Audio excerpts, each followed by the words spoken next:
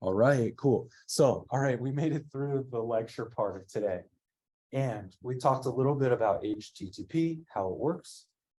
But now let's transition into actually making these requests in Python. So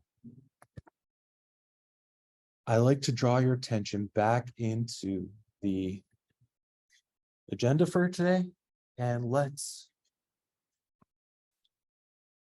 move into the web request exercise.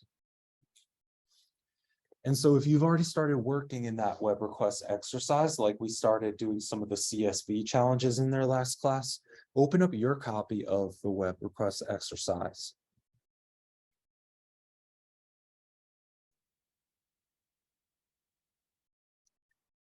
When we take a high-level look back at this exercise, we see that there's different challenges, like we can request JSON data or CSV data. We've already worked with the CSV data. We can use the pandas package. And I guess we just provide the URL of where the data is to the pandas package read CSV function. And we practiced that last class.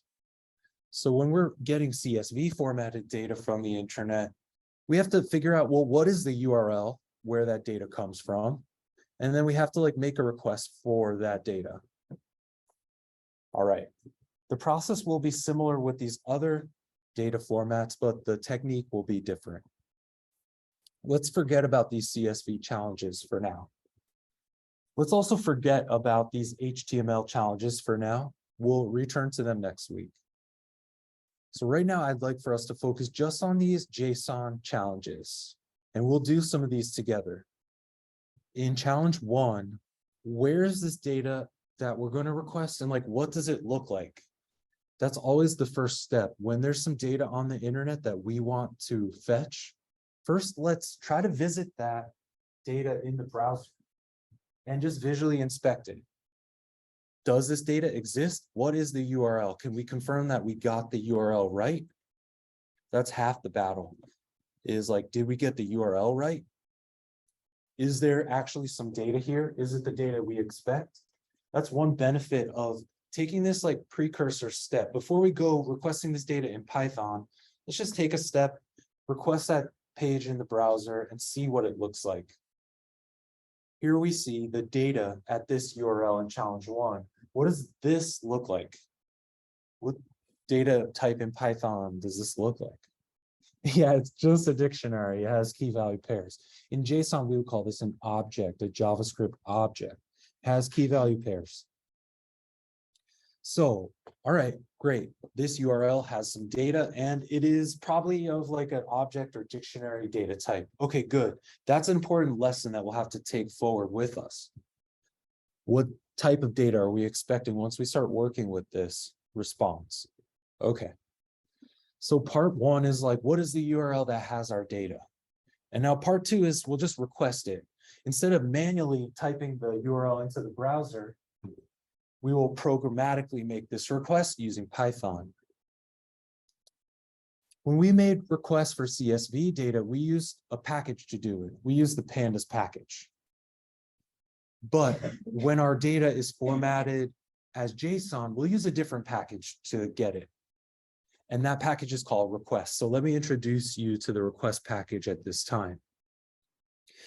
In the web request exercise, you'll see some links to the requests package docs. And I've posted some links to the docs in the bottom of today's agenda. So you could always check out my notes about the request package and the official docs for this package. Let's just look at the official docs, I guess. Requests HTTP for humans. Okay, so maybe it's going to help make this HTTP request process easier for us. And here we see some example. I guess we can use the request package. And maybe it provides us with some kind of function called get. And then I guess, what are we seeing here? What are the parameters? There may be certain parameters to this get function. First, what is the URL that has the data we want?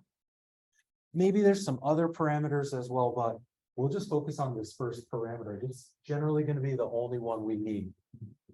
When we were using pandas read CSV, we had to specify, well, what's the file path of that CSV file, or what's the URL of where that CSV data is. But when we're getting JSON data, we'll just use a request package, depending on the type of request we want to make, whether it's a GET request or POST request or a delete request. We'll use the corresponding function provided by the request package. So the one that we'll be using primarily is the GET request function. So we'll just say request.get, and then we'll specify some kind of URL that has the data in question. So that's why it was important for us first off to figure out, well, what is the URL that has our data? After we know what this URL is, we'll just pass it to the GET function, and then we'll get some kind of object back. And we'll have to inspect that object a little bit to learn more about it. All right, at a high level, that's the request package. Whoa, a one-liner? Cool, let's try this out. So we will use the request package to request data at the specified URL.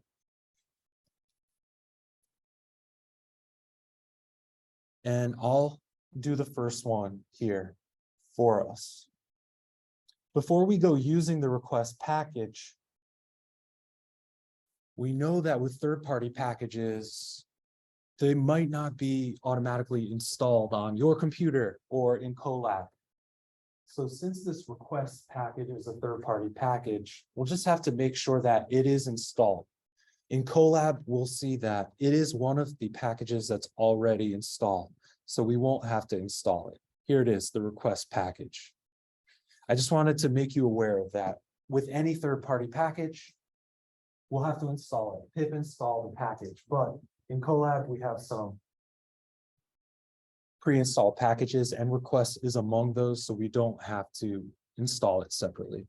Okay, good to know. So we could just use the request package now in the same way or similar way as we could just use the pandas package, which is also pre-installed in Colab. But anyway, right now we're focusing on the request package. So we have this URL. We looked at the URL in the browser. We confirmed it has some data. So now let's make a request for it using the request package. Like any module or package that we work with, we'll have to import that package. So at the top, we'll say import requests. And now we'll just be able to invoke the GET function provided by the request package. So we'll say requests, like we saw in the docs, requests.get. Get is the name of this function for us to make an HTTP GET request. Well, what data do we want to get? What is the URL that has that data? That's the only parameter that we'll need to pass to this function. And in all of these exercises, I'm providing you with the URLs. So here we can just pass this URL variable into the GET function. And let's just see what happens when we run this cell. Okay, we don't see an error. We see something related to some kind of response. HTTP, we made a request, we got a response. Okay, cool. So it turns out that the value returned by this GET function is actually a response data type. When we started dealing with the pandas package, we learned about new data types like pandas data frame, which is like a spreadsheet, pandas series, which is like a column. This request package is giving us some new data types to work with. So we'll have to briefly get familiar with what these data types are about. So if we want to learn more about this response object, we'll probably store this in a variable so we could use it later. And we saw in the docs, they called it R. So maybe we'll just do that, R. I like to name this response to know that we're dealing with the response object here. But we could just start this with R, like the docs talked about. And I guess in order to inspect this variable, we can always print, well, what is its data type? All right. So it is a response data type that comes from the request package. So if we want to learn more of how to work with this new data type that we haven't worked with before, we could consult the documentation for the response object. Another way of asking, well, let me put it this way. Instead of going to the internet and consulting the documentation about a given data type, there's also a Python function we could use to ask more about that object. What is this object's methods and properties? Whenever you have a new object, a new data type, you're not sure what it can do, I would encourage you to pass that thing in to the dir function. In this case, we have our R variable, which represents this response. But like, what is it about? How can we actually get the data from here? If we pass this into the dir function, we'll see all of the methods and properties available on this object. And there's a lot of like underscore related stuff, and we can just forget about these underscore related stuff. These are like private methods that are mostly internal to the object, and we don't really focus on those that much. Eventually, we do see some other methods and properties here, like content, cookies, history. I don't know. Let's see. Is there a status code in here somewhere? I guess there's a status code property. Okay, we learned about HTTP before, and when we have a request and response, I guess the server, when it returns a response, will also give us a status code. Okay, cool. So we could take a look at the status code with this response. There's only two properties of these response objects that I want to share with you. We'll only need two of them. One is the status code. That'll tell us how our request went. Was it successful? We already saw that this was a 200, but we'll see it again if we print r.status code 200. Okay, great. The most important property, the one that we'll need to actually dig into, is this text property. So the response object has a number of methods and properties, but where's the data we care about? It's actually in the text property. So we can maybe just like print r.text. This response object has a text property, and that's where all the good stuff is. All right, let me pause, see if there's any questions. I'll also copy this stuff to Slack.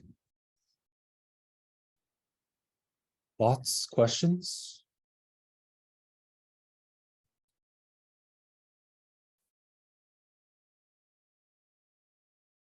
So we could use the dir function,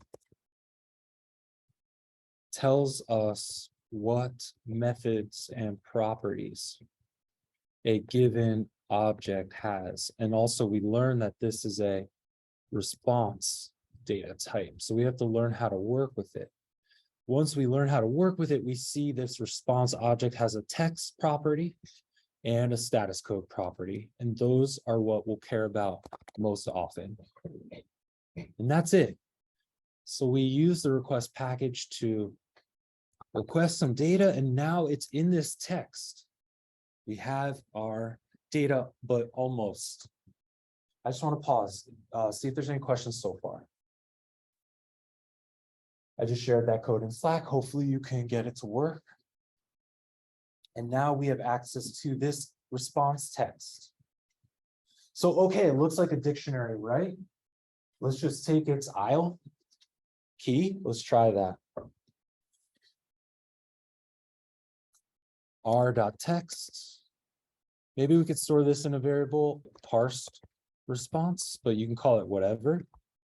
Call it like response text, or just keep referencing r.text. It's all good. What data type is this parse response?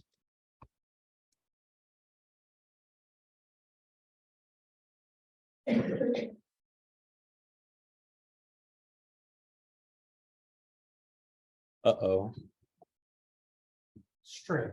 Oh no, it looked like a dictionary. We want it to be a dictionary so we could work with it.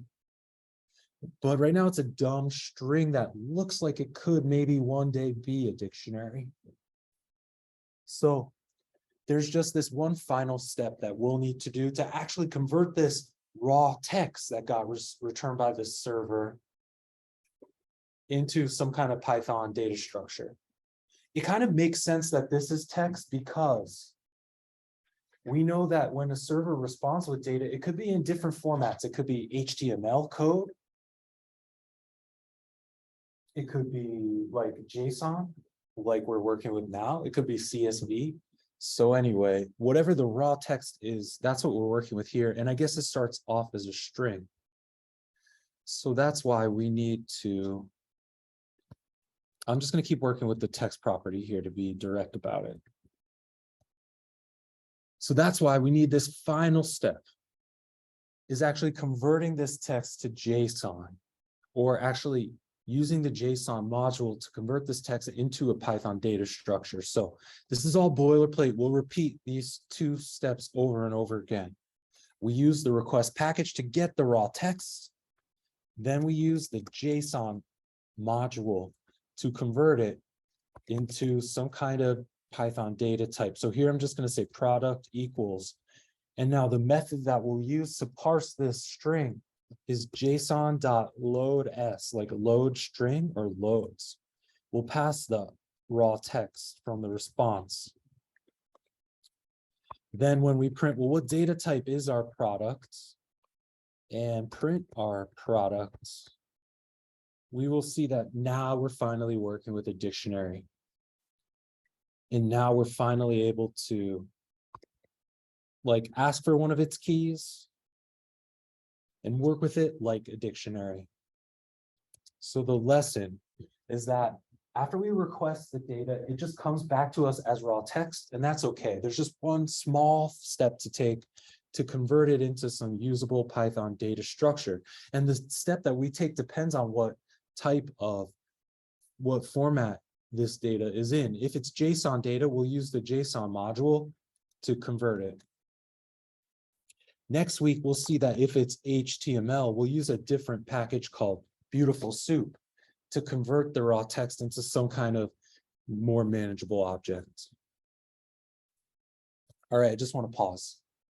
Any questions about this like JSON conversion that we did?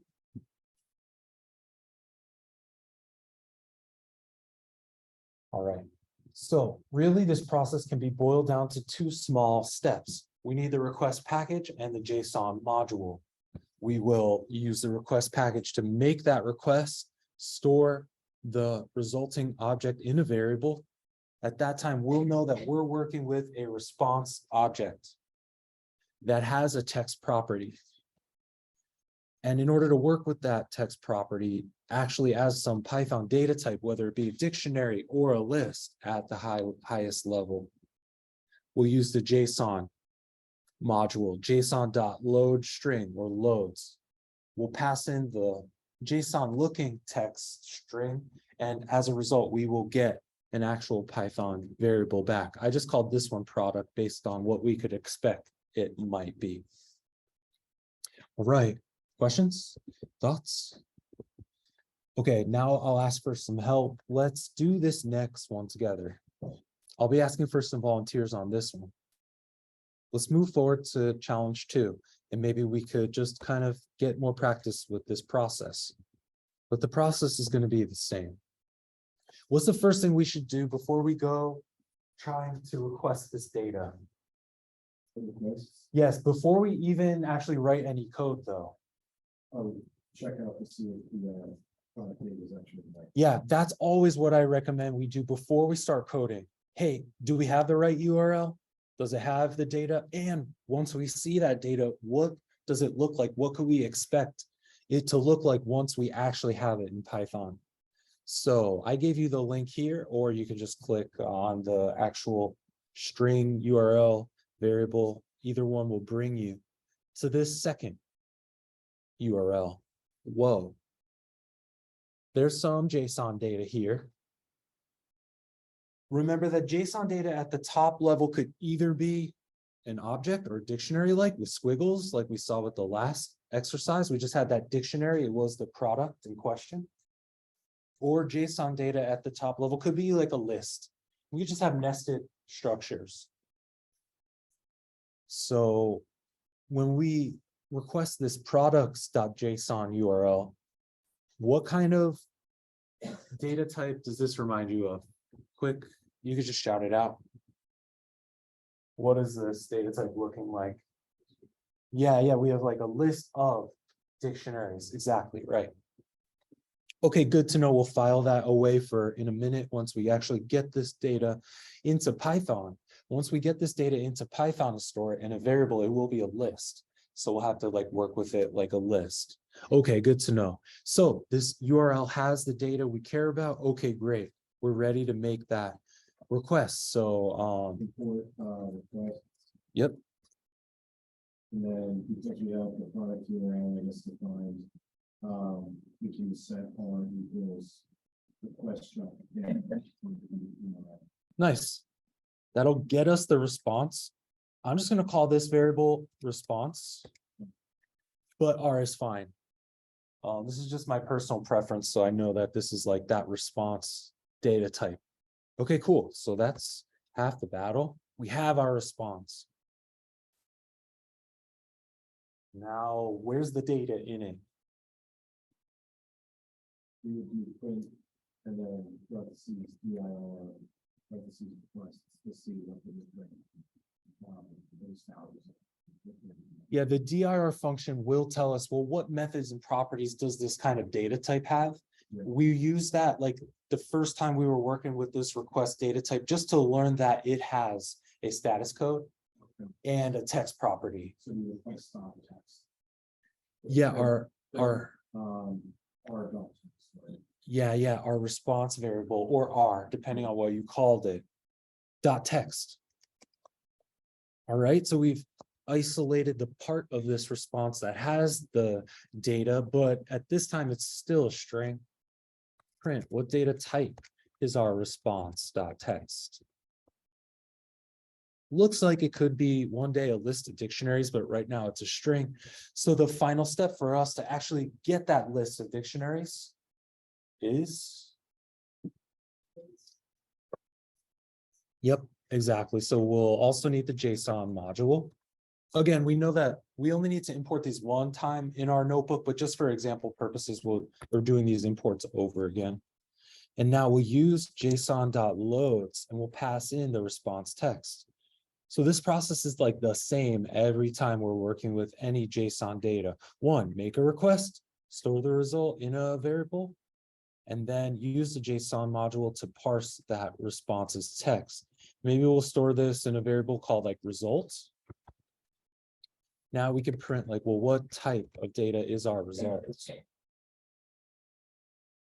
All right, now we have a list and now we can like loop through it. So you can call this result, but we know the data that we're working with here is like our products. So I'll just call it like products. It's our specific data structure. Products plural because we have a list. All right, and now we could do things like looping through this list and all of our good list stuff. And that was it for our second challenge. Thanks for the volunteers. All right. Now we have the list. We could like loop through it for P in products, print, P name, and list stuff like that. Now we actually have this data. We can work with it. Great. Okay. I'll leave you to do the last one on your own, but the process will be the same. Use the request package, get that response, and then transform the raw text of the response into some variable we could work with. Cool. Thoughts, questions?